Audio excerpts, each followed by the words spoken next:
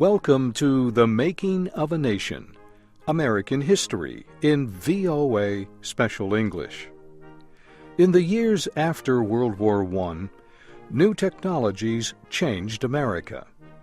Technology made it possible for millions of people to improve their lives. It also brought great changes in American society. This week in our series, Harry Monroe and Kay Gallant tell more about the technological and social changes that took place in the United States in the early 1920s.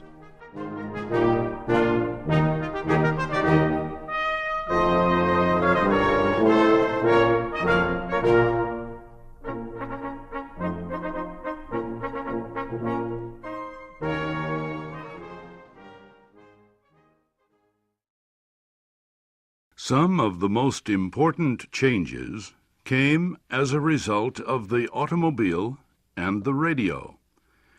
Automobiles began to be mass-produced. They were low enough in cost, so many Americans could buy them. Gasoline was low in cost, too. Together, these developments put America on the move as never before. Automobiles made it easy for Americans to travel. Trucks made it easy for goods to be transported. Many people and businesses moved out of crowded, noisy cities. They moved to open areas outside cities, suburbs.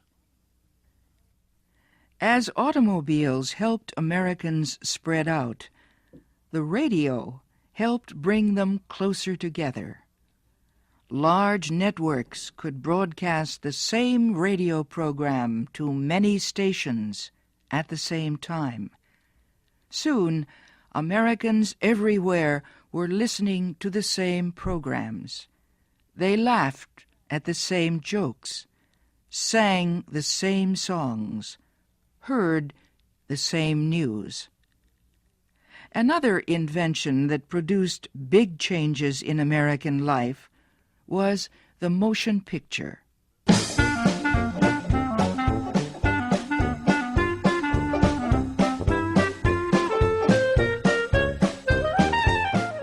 American inventor Thomas Edison began making short motion pictures at the turn of the century.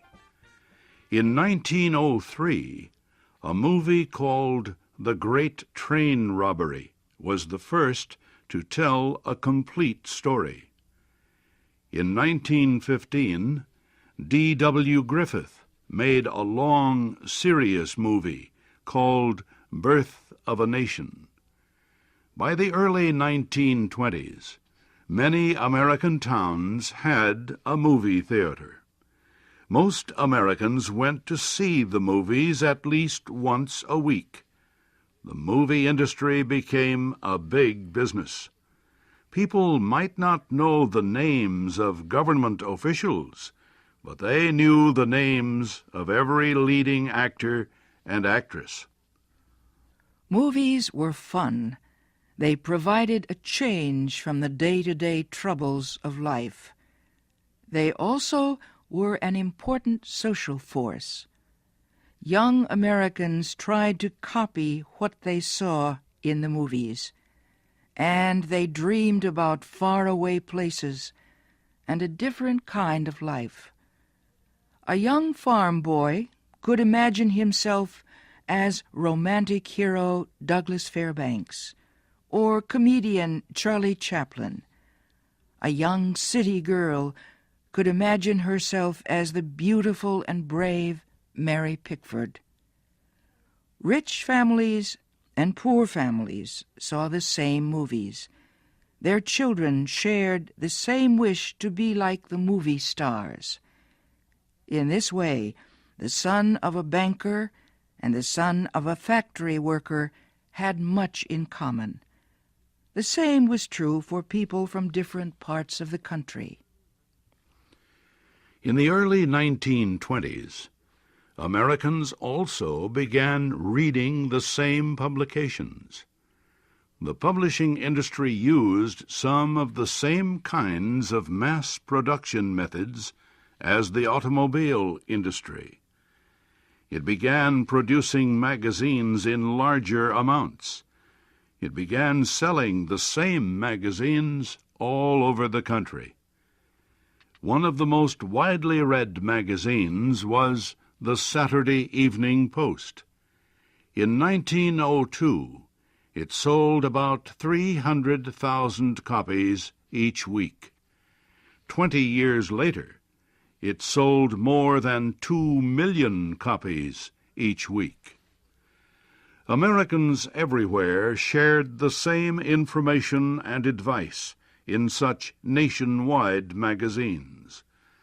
The information was not always correct, the advice was not always good, but the effect was similar to that caused by the automobile and radio.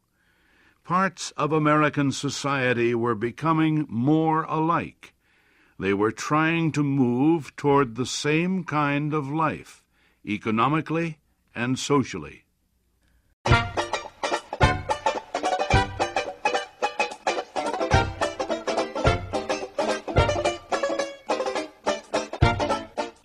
Other industries use the techniques of assembly line production to make their goods, too. They discovered that producing large numbers of goods reduced the cost of each one. One company that expanded in this way was the Atlantic and Pacific Tea Company. It was called A&P for short. The A&P was one of the first large American grocery stores to sell all kinds of food. It sold milk, meat, bread, canned fruits, and vegetables, all in the same store. Shopping at the A&P was much faster and easier than going to different stores to get different kinds of food. In 1912, A&P had 400 stores in the United States. About 10 years later, it had more than 11,000 stores. It could buy huge amounts of goods and sell each at a very low price. Mass production also came to the clothing industry. People began wearing clothes made in factories instead of by a family member or local tailor. Before long, the same kinds of clothes could be found everywhere. Mass production removed some differences that had marked Americans in the past. Prices dropped, so people with little money could still buy nice clothes. It became more difficult to look at Americans and know by their clothes if they were rich or poor.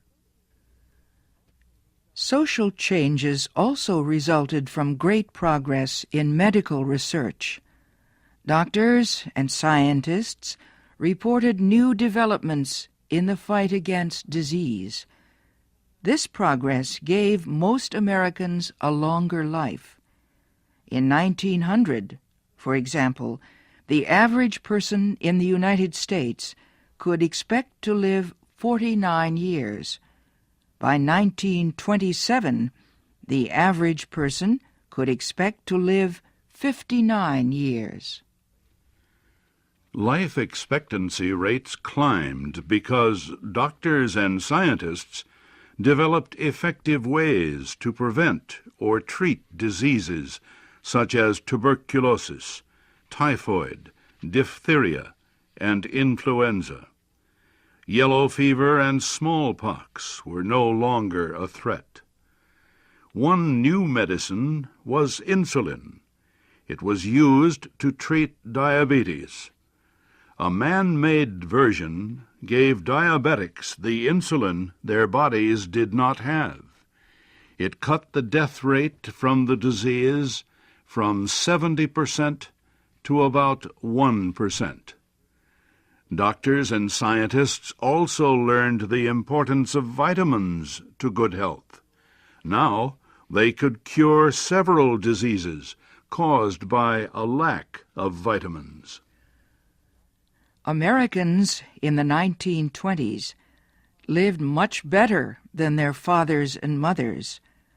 A man received more pay than in the past, even though he worked fewer hours each day. He lived in a better house with new labor-saving devices. He had a car to drive to work and to take his family on holiday trips. He received a better education than his father. He and his family wore better clothes. They ate healthier foods. The average American in the 1920s had more time for sports and entertainment. He enjoyed listening to the radio and watching movies. He was more informed about national and world events. Life was good for many Americans as World War I ended and the nation entered the 1920s, yet that life was far from perfect. Many Americans did not have the same chances to improve their lives. Black Americans continued to suffer from racism. Society continued to deny them their rights as citizens. Women did not have equal rights either. For example, they could not vote. It was during this time that the United States experienced one of its worst incidents of public hatred. Many people turned strongly against labor unions and leftists. They feared a threat to democracy. The federal government took action against what it called political extremists. Many of the charges were unfair. Many innocent lives were harmed. That will be our story next week. Many Americans could buy them. Gasoline was low in cost, too. Together, these developments put America on the move as never before. Automobiles made it easy for Americans to travel. Welcome to The Making of a Nation, American History in VOA Special English. In the years after World War I, new technologies changed America. Technology made it possible for millions of people to. Some of the most important changes came as a result of the automobile and the radio. Automobiles began to be mass-produced. They were low enough in cost, so Early 1920s.